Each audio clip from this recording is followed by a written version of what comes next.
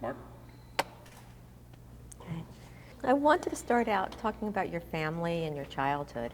Can you tell me a bit about where you grew up and what your family was like? Yeah, I'm an only daughter in a family of 6 boys, but I'm in the middle. However, I was my father's favorite child. So I think that women who are in these very strong positions, or at least in my own personal interview when I've asked Latinas who are extraordinary in their fields, they invariably tell me they were their father's favorite child. And I think there's something there. So I was my father's favorite child. I was an only daughter. I'm the third in a family of 7 children. My mother was a housewife. She worked in a factory before she got married. She only had like a 8.5-year education and had to start working because she came from a very poor family. My father is not an economic refugee, but he was a kind of emotional refugee. My father came from a military family, a middle-class Mexican family from Mexico City. And I like to think that if he didn't emigrate to the United States, he would have had a better life in Mexico. I say this because he came during a time when Mexico was flourishing, during the 2 world wars. And we forget that because Europe was at war, we were at war, and we were having a depression during the 30s, that we forget about that Mexico was doing really well. Like you talked about you being your father's favorite and what impact that Yeah. had. Can you tell me about what did that do for you? Yeah. In a full sentence, if you don't Yeah, mind. yeah. Let me tell you a little bit about, I think I can't explain myself without explaining my father. That's important. And I feel that my father shaped me to be a different kind of woman, and my mother also shaped me to be a different kind of woman. And the combination of those two were very important for making Sandra Cisneros. My father, because I think he recognized in me himself. Of all his children, I was his clone.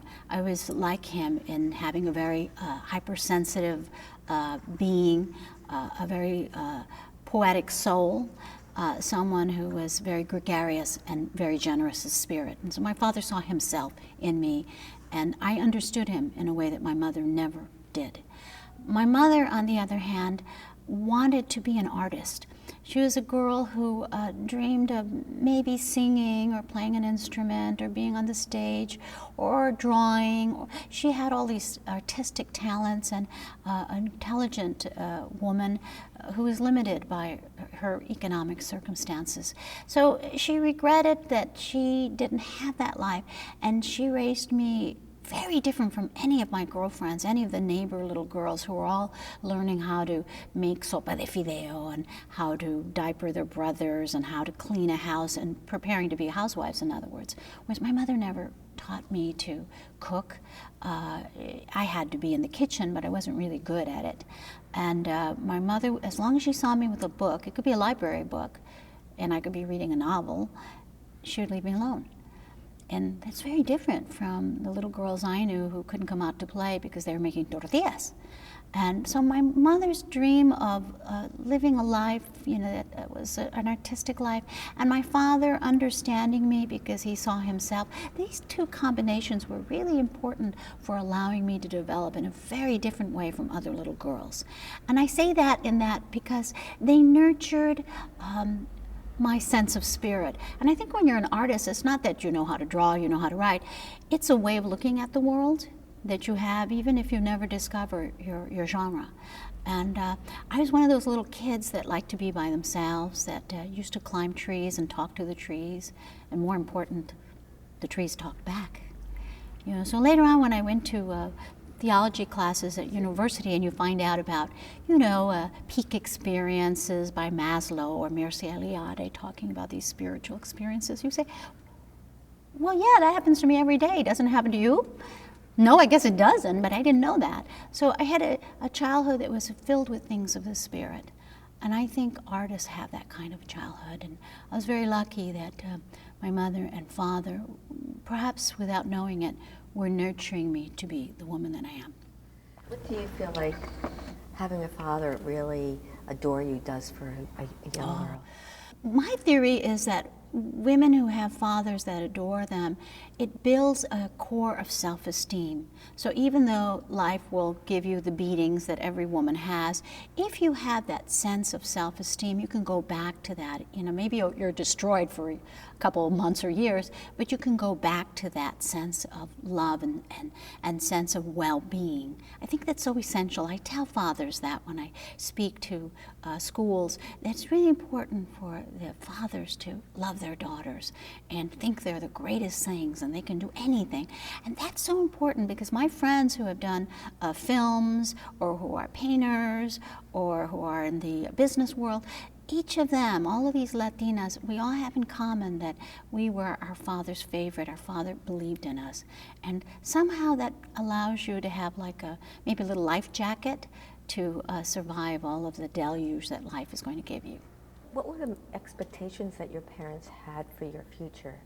Well, in the beginning, my mother's expectations for me were rather low because they were kind of low for herself. You know, she had worked in a factory and then had to give up her job when she became a mom of 7 kids. So I remember as a child, she would tell me, you better learn how to type so that you can be a secretary because their hands are clean. I remember her saying that, and they wear nice clothes. And that always hurt me to think about, like, my mother's dream. It was a job for her daughter where her hands are clean. And I knew then how hard she had worked in a factory. Later, you know, that would change, and she would say, well, go to school, and you never know. You make sure you have an education because you never know. And I'd say, well, you never know what, Ma?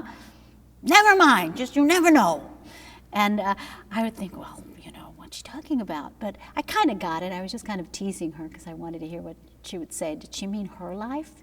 Like, was she stuck with my father with 7 kids when she really wanted to be sitting on a piano singing and, or, you know, was dancing or doing something creative, painting?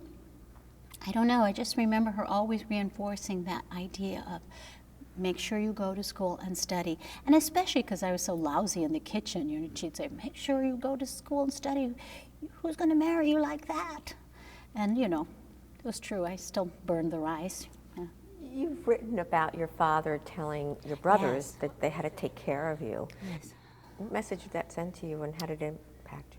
Well, I grew up as the only daughter, and I grew up in really rough neighborhoods where other writers grew up as well, but they wound up in gangs, and where other girls wound up pregnant before they were in high school.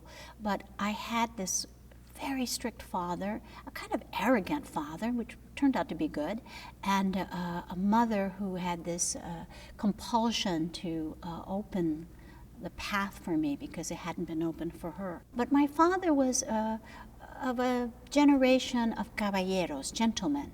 You know, he believed that if a woman got on a bus that he knew, and if he didn't have her car fare, he would sooner climb out the back door than be shamed that she got on and he didn't pay. That was the world he came from in Mexico. So it was this kind of Don Quixote, you know. My father was an upholsterer, but he was Don Quixote, the way that I see Don Quixote gardeners and Don Quixote landscapers and Don Quixote handyman construction workers coming from Mexico with this sense of obligation and duty.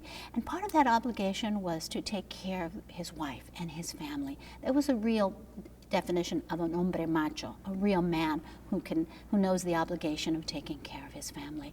And he taught my brothers that they had to take care of me, that I was the most precious thing in the family, and that they had to go to the corner and wait for me when I came out of my job at high school and walk that half block from the bus stop to our house, which, by the way, was a battle zone. So, you know, they were there.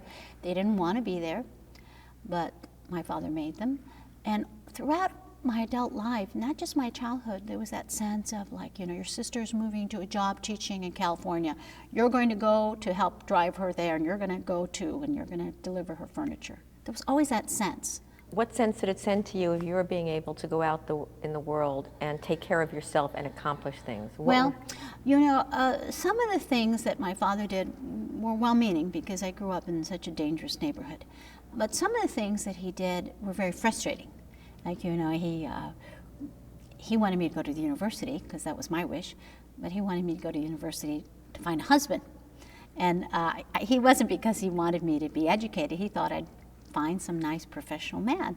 So there was always this sense of like, well, you know, somebody's got to take care of her because she can't take care of herself. That's just the world he came from. And especially after I finished university, because I would take these minimum wage jobs. I was always working, you know, teaching in the barrio or teaching in the arts world, which doesn't bring any money. So it was always this sense my father had of, this girl doesn't know what she's doing, so she needs to be taken care of by somebody. But I think my father putting up these restrictions, like you don't do that, you've got to do that.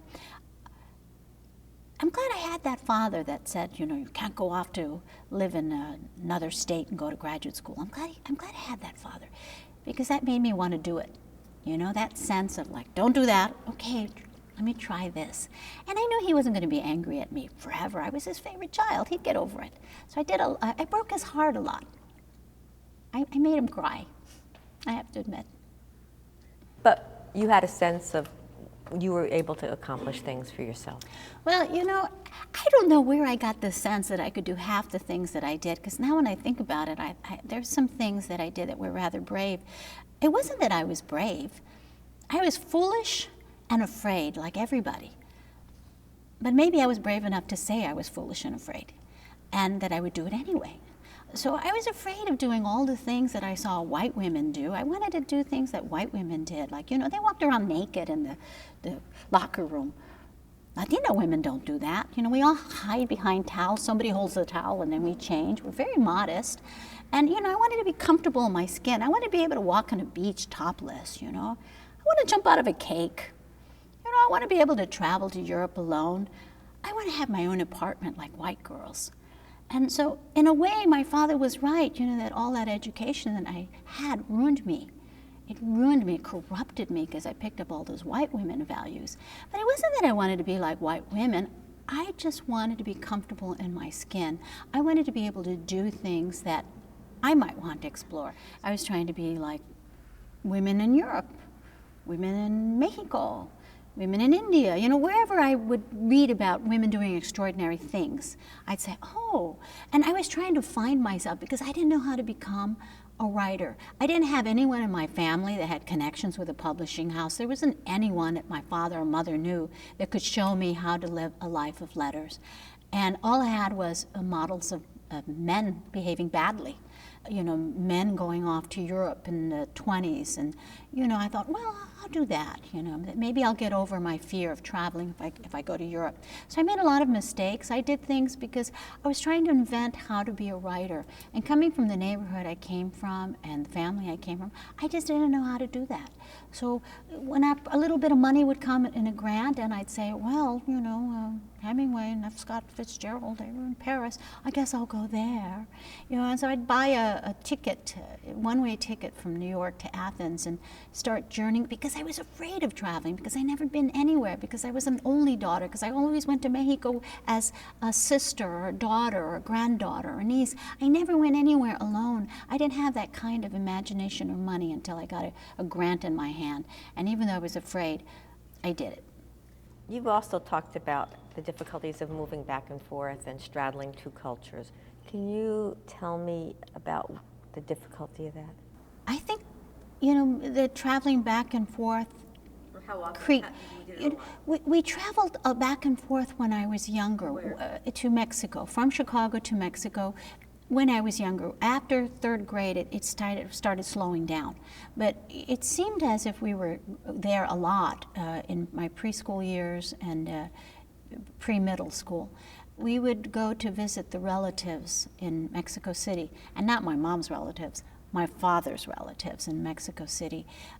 My father was very attached to his mother, and we would go back there, I think because he felt homesick, and also because his mother was very possessive, and also because we didn't have any money.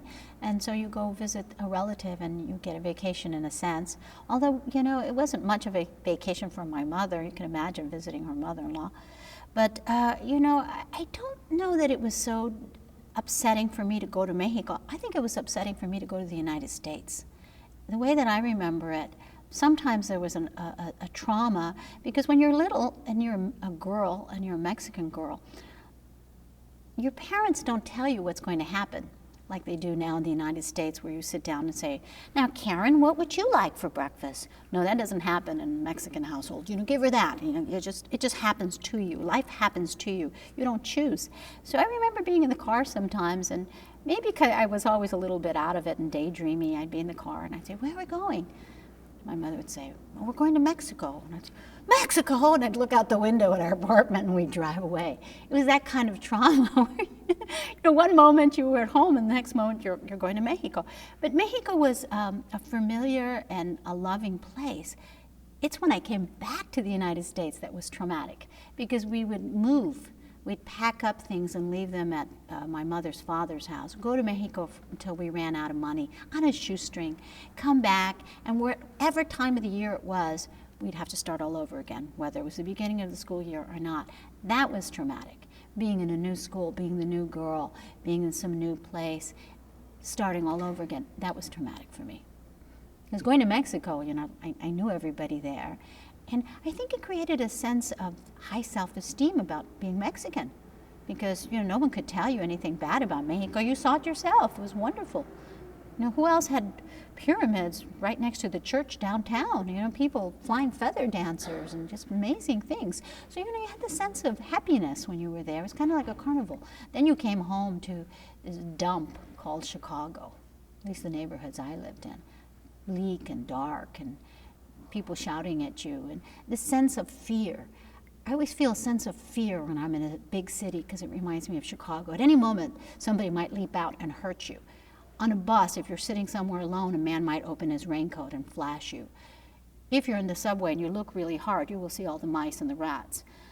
It's a sense of fear, and I didn't feel like that in Mexico. I felt protected, maybe because I was with family, and it's not to say that there isn't all of that there in Mexico too, but in the context that I went, the memories that I have, it was a very intimate and tender place. What kind of student were you? I know you've brought your old report cards when you speak to young women. Can you tell me why? Describe yourself as a student. I have this report card that survived all these moves. For some reason, there's one report card survived all these moves, and it's this 5th grade report card full of C's and D's. I like to take it with me when I do presentations or blow it all up and show the students what kind of student I was. But to tell you the truth, I never remember being stupid in that year. I remember being out of it. I remember daydreaming. I remember that the class was crowded, and if you look at the report card, there were 44 students. I remember the teacher was unhappy. I remember that it was a place of high anxiety. And I remember that teacher called my mother to a class meeting and complained that I daydreamed too much. So I thought daydreaming was something bad.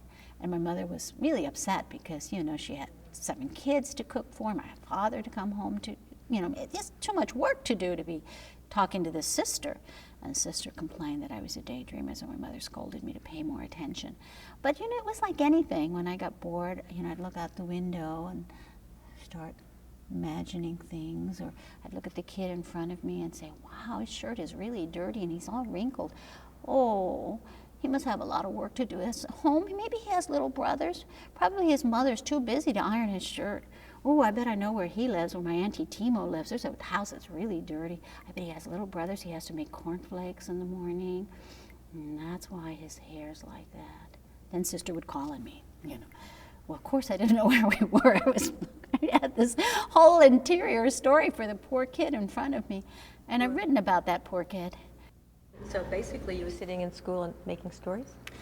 I think that I was recognizing someone that came from the country that I came from, poverty. That I understood why that mom didn't have time to iron his shirt and why that little boy didn't have time to comb his hair. And I knew what it was to have a lot of little brothers and a lot to do and delegating things so that children are taking care of children and things just don't get done properly. That's what I saw, and my heart always opened to parts of myself. That's what I was looking at myself. Do you remember specific moments of sexism that you had?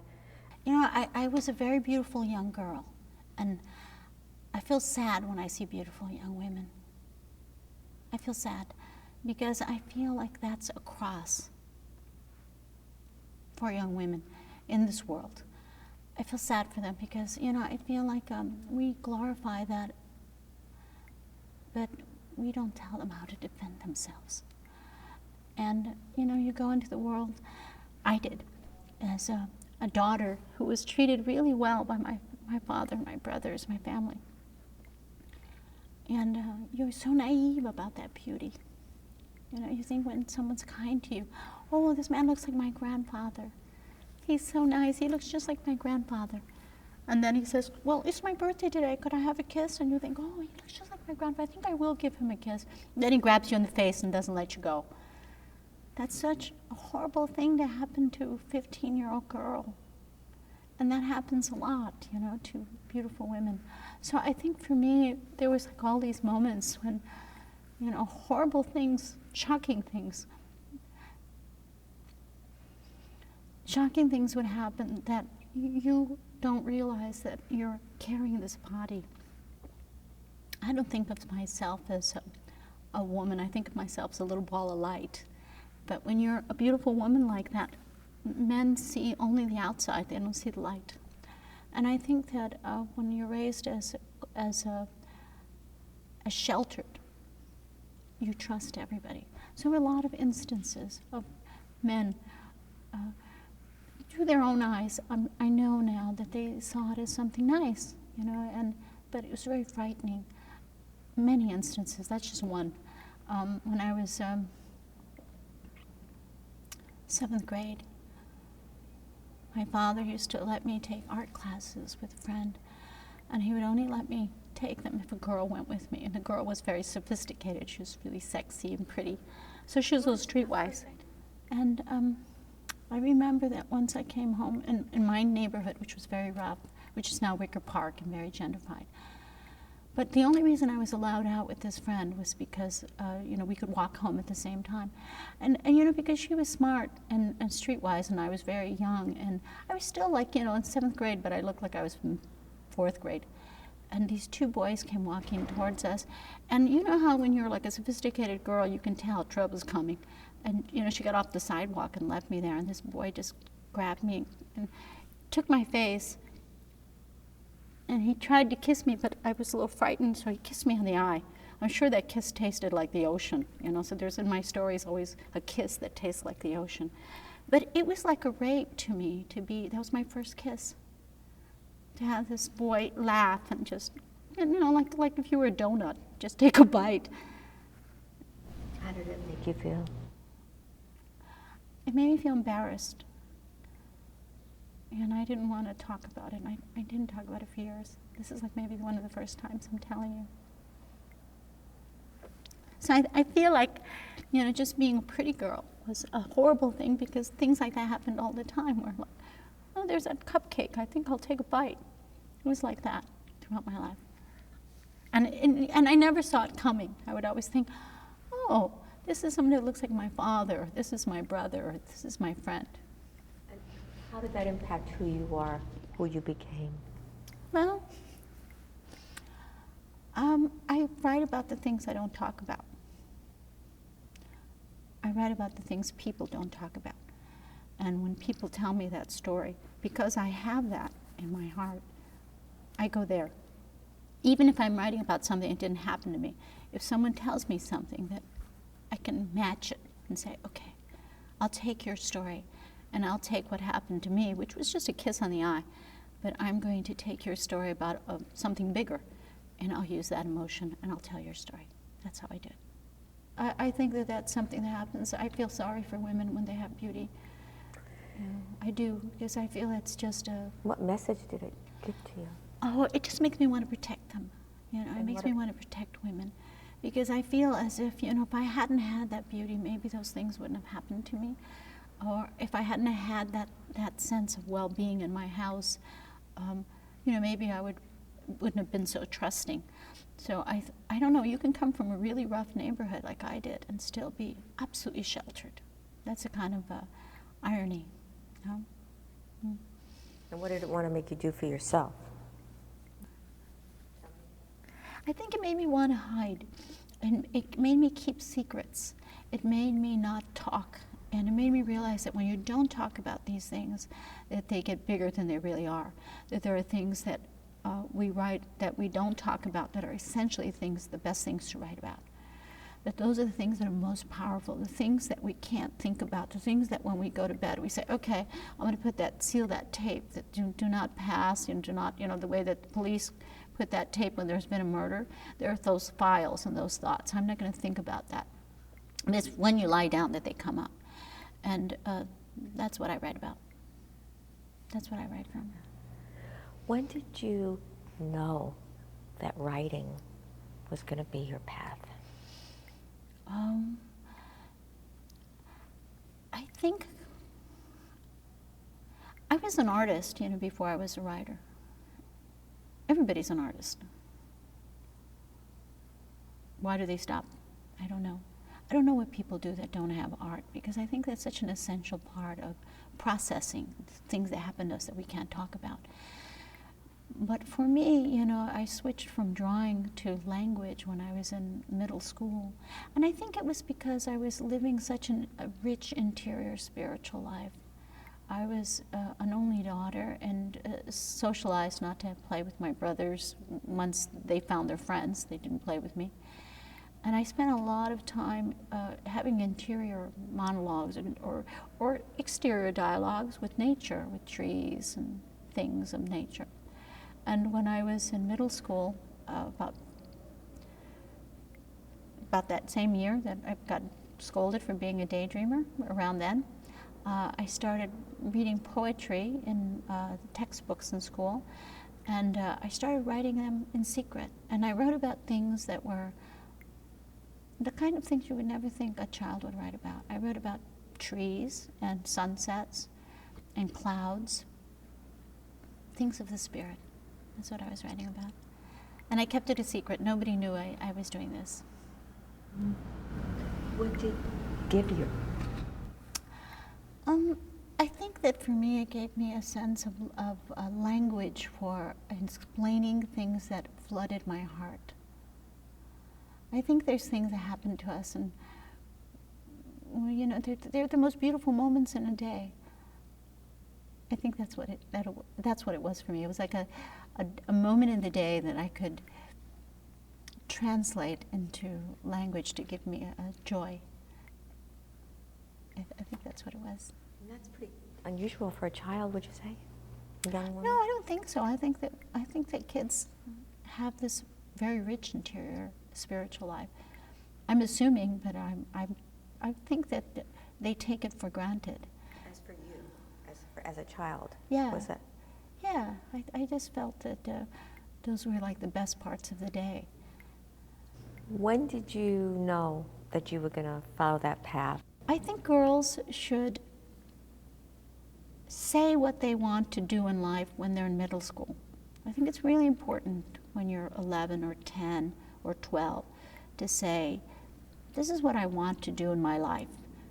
And usually at that age, you're thinking about your wedding dress, but I tell little girls, think beyond your wedding dress. What do you see right here in that third eye that you'd like to do in your life? And that's what happened for me. I was in middle school. I was in the library. I went to the library every weekend. And I was looking for a book. And at that time, the card catalogs were those big long drawers with a metal pole in the middle of the index card. And I was looking for a book, and I came upon this card that was really dog-eared and dirty.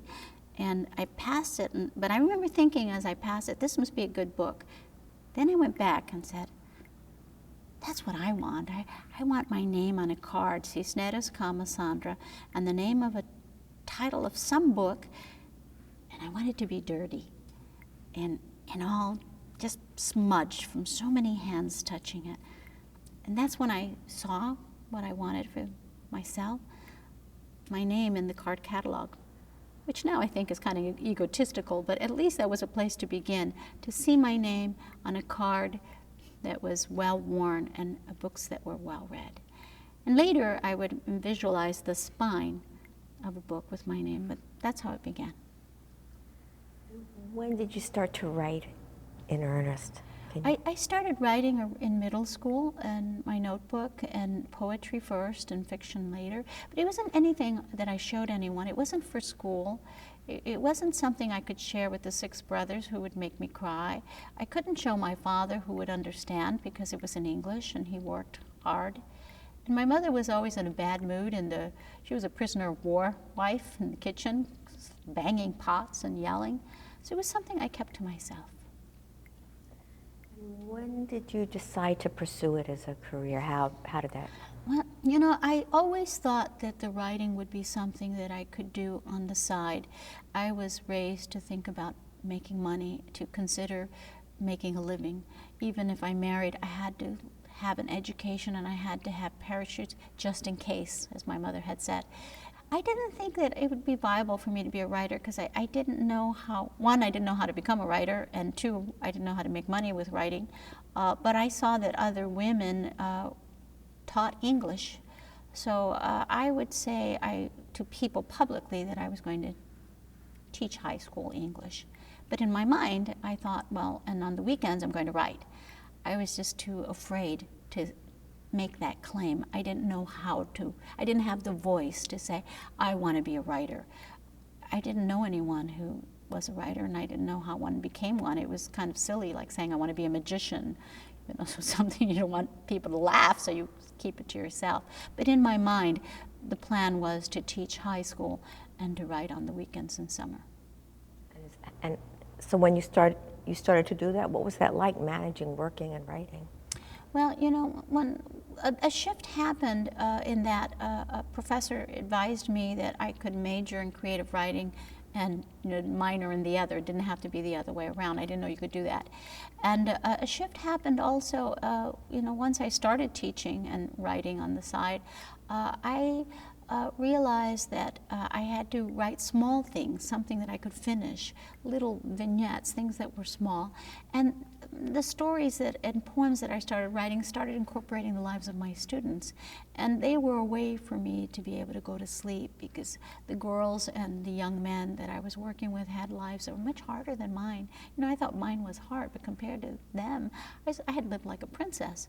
So I started weaving their stories into this neighborhood of my past, and the piece I was writing became a novel as opposed to a memoir. And writing them maybe didn't help my students directly because they didn't see the pieces, but it helped me because I was looking for another way to be. I'm quoting Rosario Castellanos, the Mexican feminist. There had to be another way to be than the way the girls were living, than the way my mother and aunts were living. But I didn't know Rosario Castellanos. I didn't know Latina feminism. And I was just kind of hacking my way through the jungle and making a path for myself by writing my way through. That's how I found my feminism, writing my books and by finding Latina writers through my writing. Sounds like you wanted something different from yourself. I didn't know what I wanted when I was in my 20s, but I knew what I didn't want. I didn't want to live my mother's life and be married and have children and get stuck in Chicago and be frustrated.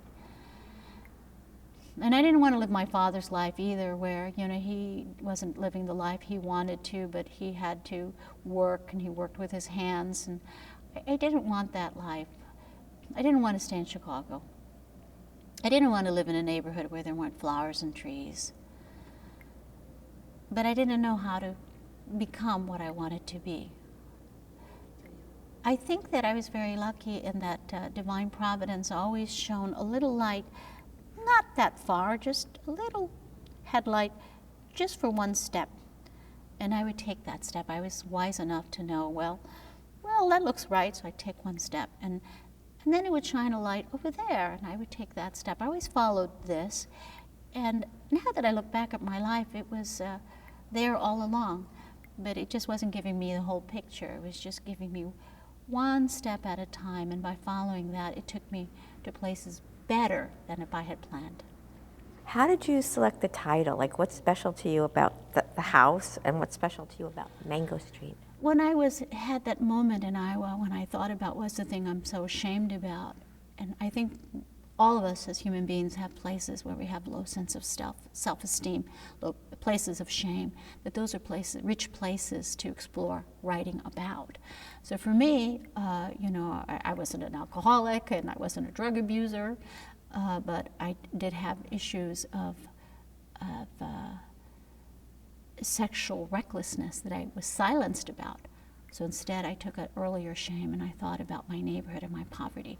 I began from a real house, a real street, and I used that feeling of unworthiness and shame to explore things I couldn't talk about.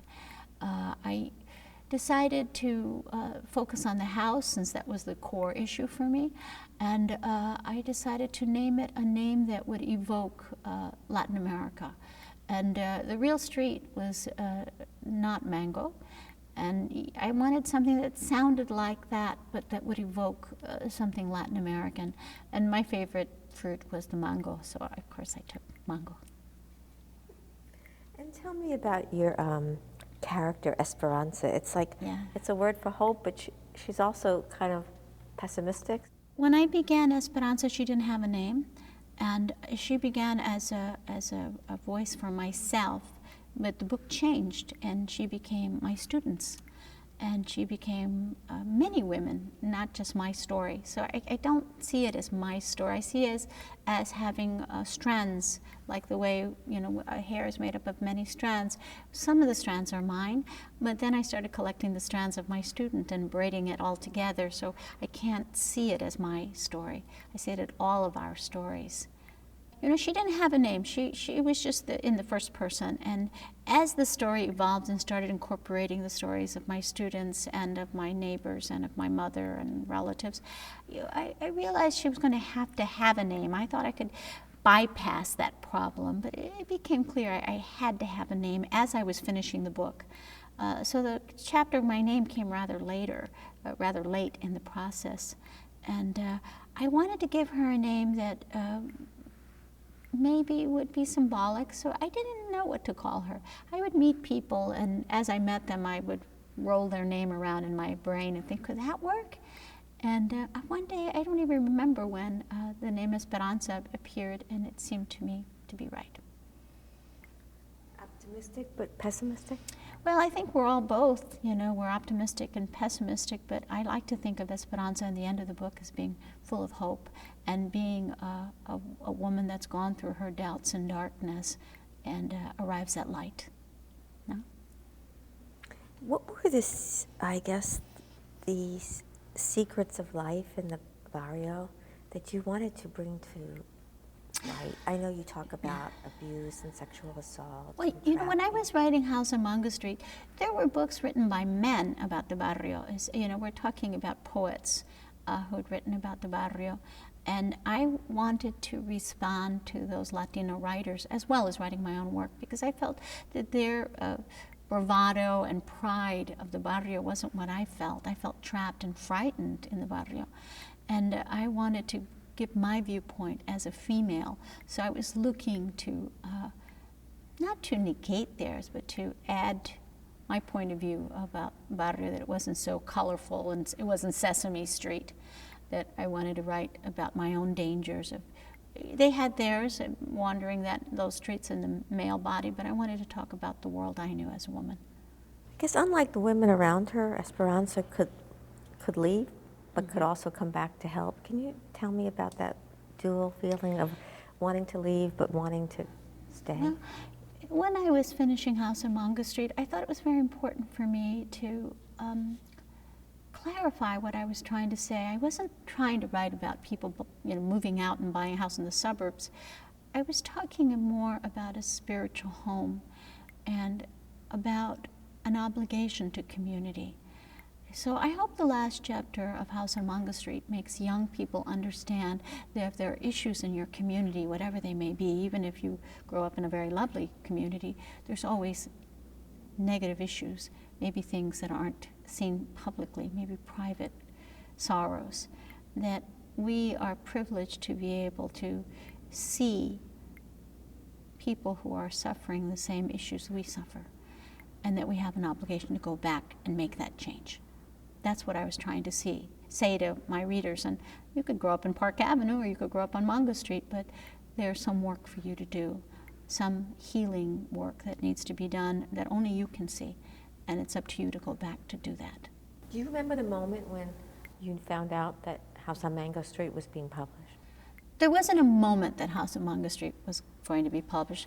There were stories that I was publishing that were part of a larger project, and I published them individually before they became a larger project. So I never had any doubt that it wasn't going to be a remarkable book. I just knew, because I worked very hard on each one, and I just said, oh, you know, I could have had a kind of moment of clairvoyance that I could see what I was doing. I knew I was going to publish it as a small press first, and eventually I would sell it to a larger house. That was very clear. And it wasn't a sense of like entitlement or ego. It's sometimes we get moments of clairvoyance, and you can see, and I have that, you have that, we all have that gift where we can get this little light beam and you can see your future. And you'll say, oh, okay. So I just walked towards it as if it was my destino, and it was. If someone had told you back then that there would be, the book would never be out of print and that it would be required reading all over the country. Well, now that didn't come to me. I did see that my book was going to be read by all ages, but I didn't know it was going to be translated and that I'd go to China and that it would be translated into Persian. I didn't see that. I just said, oh, I got a moment of clairvoyance when I saw that it was going to be a book like The Little Prince, you know, a kind of book that could be read by older people and younger people at the same time, and that it would have a long life. I got that clairvoyant moment, but I didn't get the details about the languages and all the cultures and the different countries that take me to. I see now that that was part of my destino. I didn't choose that, and I think your destino gives you what you have to fulfill. If it had been that I'd wanted the fame and the money, it wouldn't have given it to me, because I wouldn't be the right person to fulfill the obligation. But it was given to me because I didn't want it, and because I was shy, and because I was humble. And sometimes I think, oh, what a lot of trouble this is, because it gets in the way of the writing.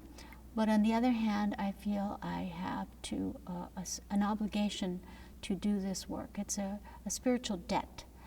I was given this, so I must do that. And you know, it's not something that I chose, but I must do it because I was chosen. Why do you think the book resonates so much with tell young, with old? I can tell you. I think this book speaks to so many cultures and so many people because it's a spiritual book. I didn't know that when I wrote it, but I see now that it's a book that speaks to people's spirit, especially when they're silenced, especially if they're in a culture where they're silenced. Maybe they might be silenced politically, or they might be silenced in their home, or they might be silenced by their self. And it speaks to that interior life that we have that has such great longing to express itself, that witnesses and feels things so deeply, and sometimes we don't have the language for it. So it's a poetry that doesn't intimidate people. I think it speaks for people and the things they feel inside their heart.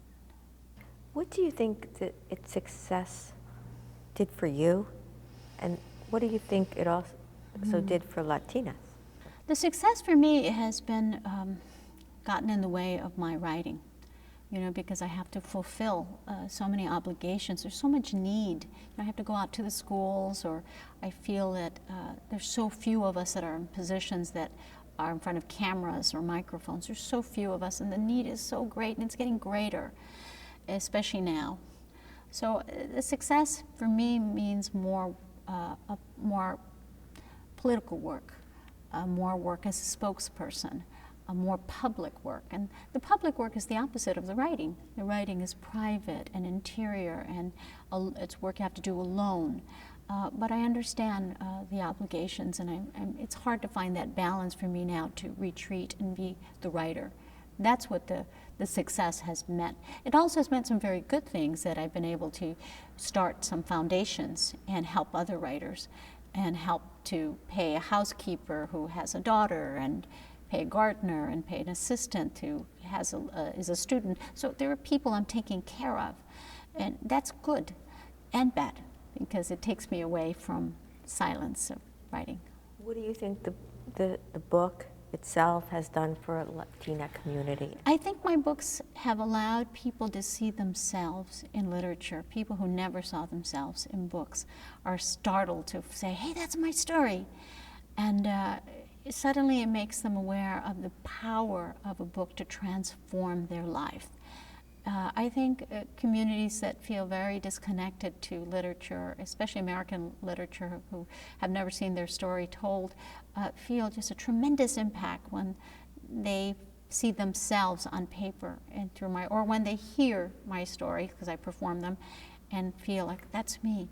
I think it's very empowering and transformative to their spirits. So the work I feel that I do is one of healing, spiritual work. I'm not a healer, but I do heal. How do you think, to someone who's suffering, literature can save a life when they're battling with survival? Well, I think we all have moments when we become very self-destructive, and sometimes people commit suicide, and some people take drugs, or some people abuse others, or we abuse our bodies sexually, or there's all kinds of ways that we can kill ourselves without killing ourselves. And I think art is there to heal us, to transform that pain to enlightenment. I think that's what art is about. It's work of transforming darkness to light. That's the work we do. But not everyone's aware, or not everyone can find that art that will move them. I feel very lucky that my work goes out and I witness that transformation. Many writers write and they never meet their readers. And I am rather young and have met hundreds and hundreds of people who give me testimonies of how my work has changed them. You know, I meet young women who are in graduate school now, or who are professionals, and say, I read this when I was in middle school. My counselor told me I wasn't going to amount to anything or to go to a vocational. I was very angry in middle school, and I read this book, and I'm finishing up at UCLA, or I'm teaching now at San Francisco, or I'm working now here. You know, men and women tell me this. So I believe art can change lives, can save lives, can transform people's lives. I don't buy when people say, oh, art doesn't do anything. Well, you haven't met my readers. I have a long list of people that come up to me and feel as if they know me and bless me with their stories and hug me and kiss me. And it's a little startling, because you're meeting strangers, but they know you, and your work has done incredible healing and brought light to them. They hug me because they think I'm the light. I'm not the light. I just channel it. And I'm so happy when I get that confirmation that the work I've done has changed their world. When you wrote Caramelo, you said that you wanted to tell the story of your father, Yes. and also through him the story of untold millions of immigrants. Yes. Why is it important to you to document their lives? When my father was dying, I felt that his life didn't matter to American history unless I wrote about it. I felt that my father's life didn't count, that he wasn't in the history books, and you know, especially since 9/11, there's just been such a horrible view of migrants and their contribution in the United States. I don't sit down and say, I will write the story of Mexican people, I'm going to defend migrants. I don't do that. I write the story that tells itself to me in my heart, the one that weighs in my heart. And when I read the paper, especially since 9/11, and hear all of these horrible things being said about people I love, I take it personally, because these are my relatives. You know, my father was a migrant, and I know the migrant community very well, and I just feel like a lot of things have been written to vilify that community.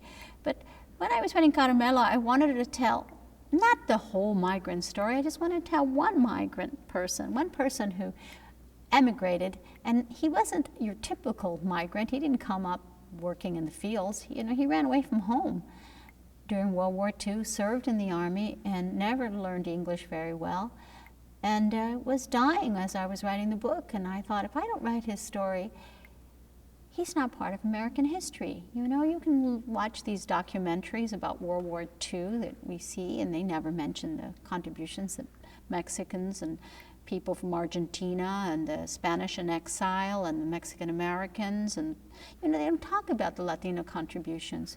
So I thought, if I don't write about it, it never happened. If I don't write about my father, it's as if his life didn't matter. I knew that. So I wanted just to write one man's story. And in the course of writing his story, I started reading testimonies of men in World War II, testimonies of people who have been migrants, testimonies of people who had lived during the years my father lived. So I started kind of collecting more than one voice. And I started looking at the history of immigration all the way back from when we were just a colony.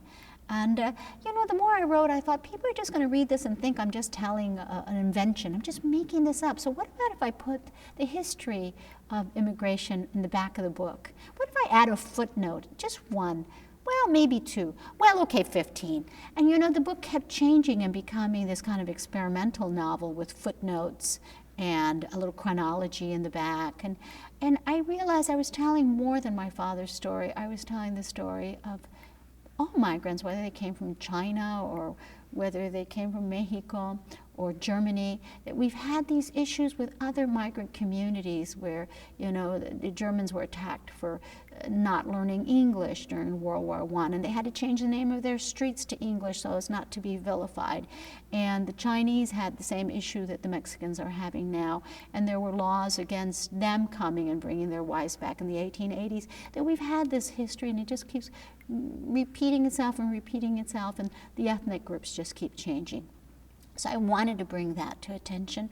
And my heart hurts when I hear things in the news or when I read things, and I don't know what I can do. I'm just one human being. But I ask every day, you know, what can I do? And the answer came to me when I was writing Caramelo page by page. And I finished the book. The world is worse than ever for Mexican migrants, and we're living extreme Mexiphobia.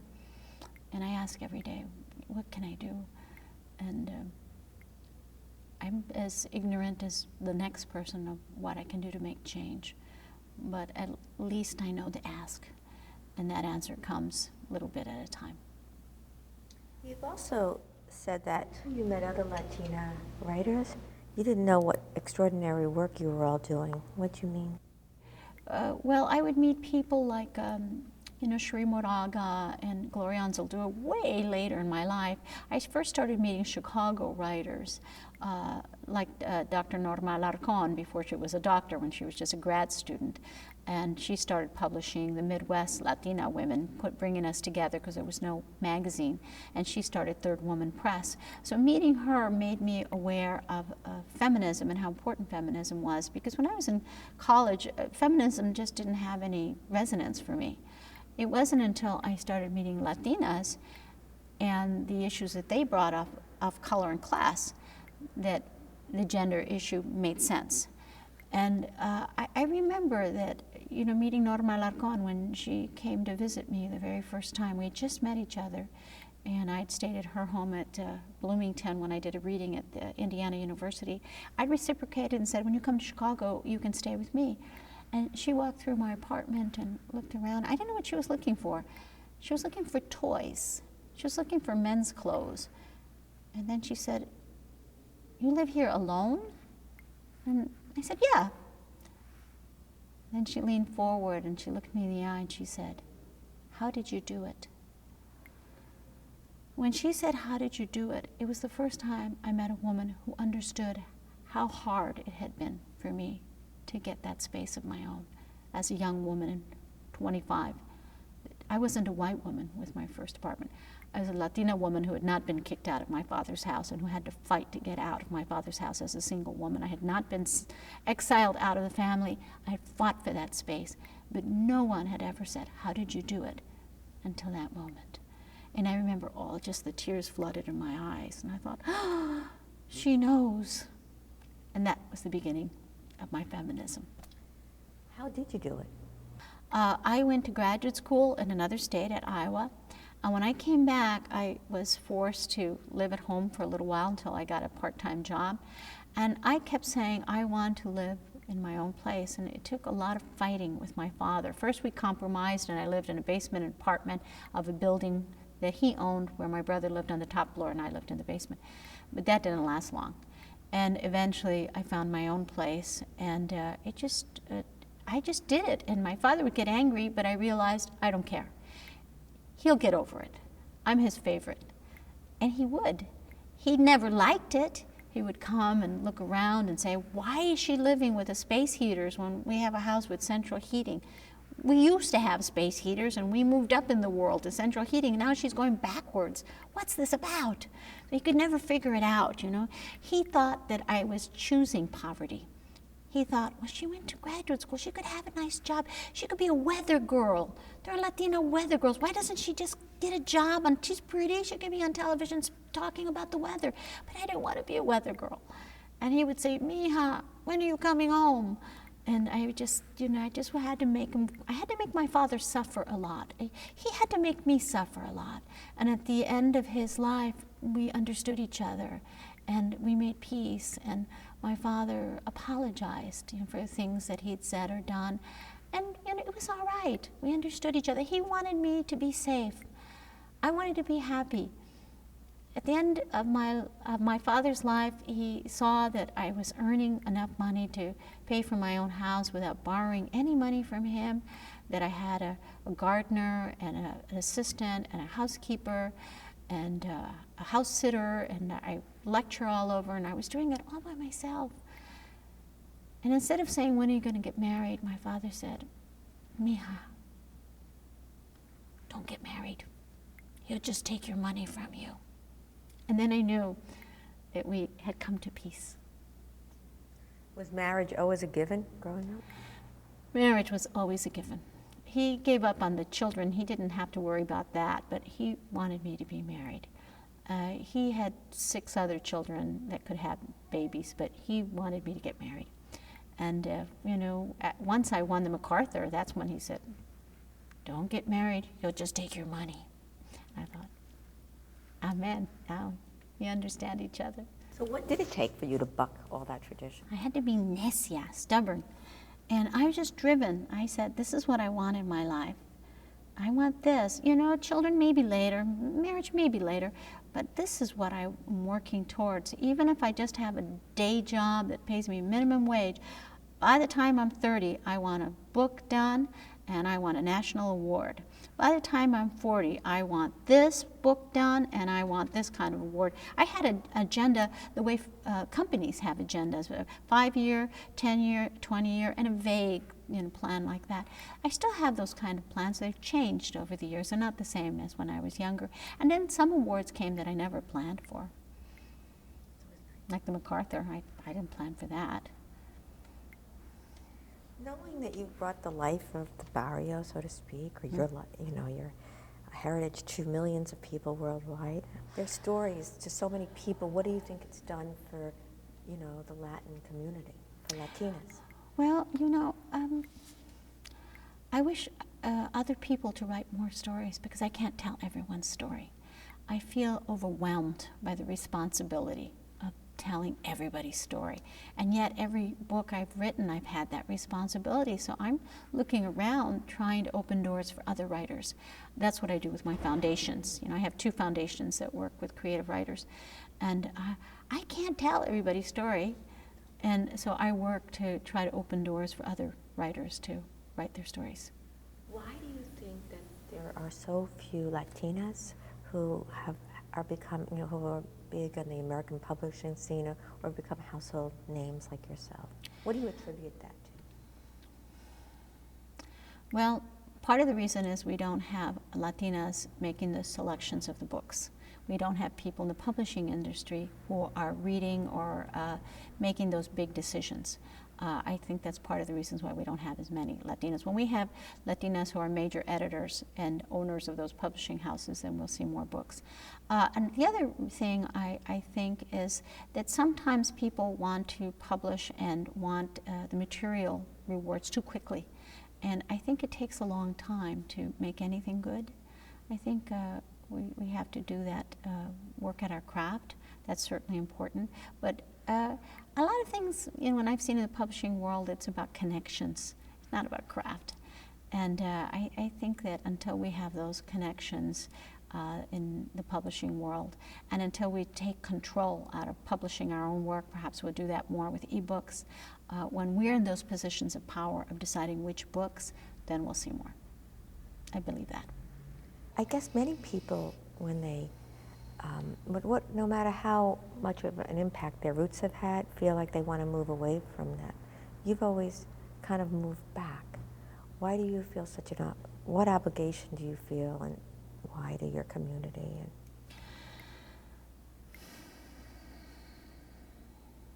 That's a good question right now, because I'm looking for a new home. I feel as if the work I'm meant to do on this planet is to translate the stories of community that I come from. But you could move me to Finland and I'd still find the same oppressed community. Maybe it'd be migrants from, I don't know, Bulgaria. I'd be writing about los de abajo, the underclass. I feel, however, that we're living in a state of extreme Mexicophobia and a real war on the border. And there's so few that are there that are able to do something positive.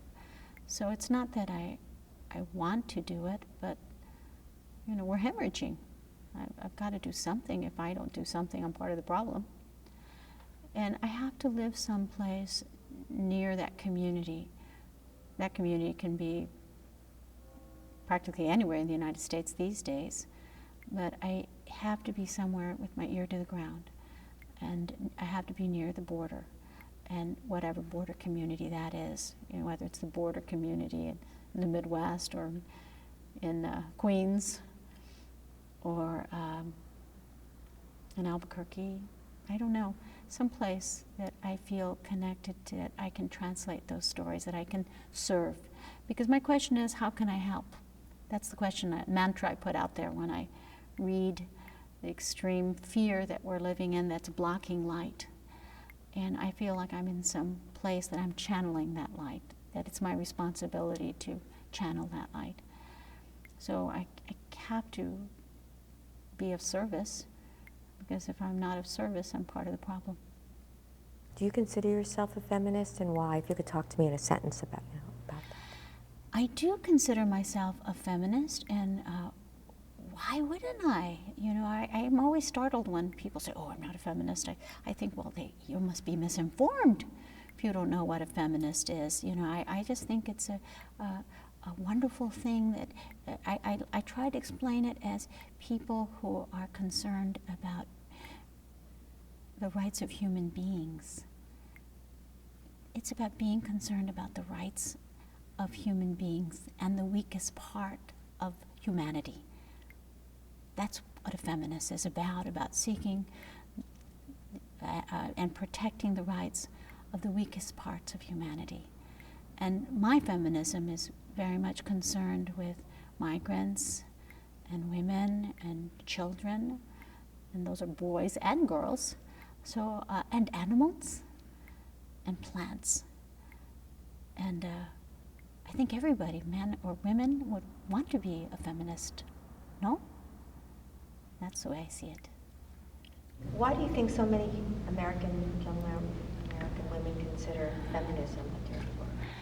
Well, that's because I think young women don't know what feminism is, because it's been misinterpreted by men and frightened women and uneducated people and maligned in the media. So I don't think it's been taught in a way that even any human being understands what it is. I think it hasn't been taught by women. I think if it was taught by women and international women across the globe, not just women of a certain color and class, that people would soften and open and not be afraid. I think there's a lot of fear that people in positions of power are afraid of sharing or losing that power. And they're the ones that define feminism. It's sometimes been criticized for just being too focused on middle class, well-educated women. It has been focused on well-educated middle-class women. Yes, that's true. But I feel that feminism often doesn't address working-class people and people of color, and it certainly didn't appeal to me in the beginning. But I've aligned myself more with global issues and global feminism. So I see as the white middle-class feminism as being in the minority. If you look on the planet and see the issues that women are working on, they're major issues that I feel connected to. So I feel as if it's the white middle-class women's narrow view that they need to get on board and get on the program and really see what's happening globally. But you know, they're my sisters, and there are many things we have in common. It's just it sometimes does not include issues of class and color. What do you think the biggest challenge is right now for Latinas?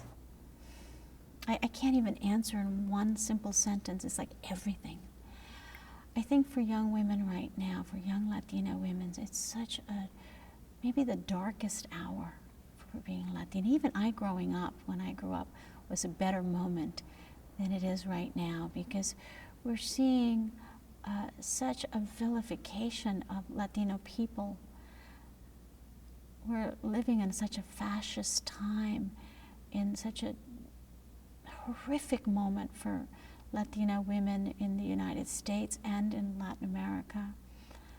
You know, we're talking about a time in which women can't imagine themselves in positions of power. If you come from Latino neighborhoods, you know, that just a sad time. Women have no imagination of seeing themselves except maybe, you know, an impossible dream. Maybe they'll see Jennifer Lopez or Kim Kardashian that kind of looks like them and aspire to having a big butt.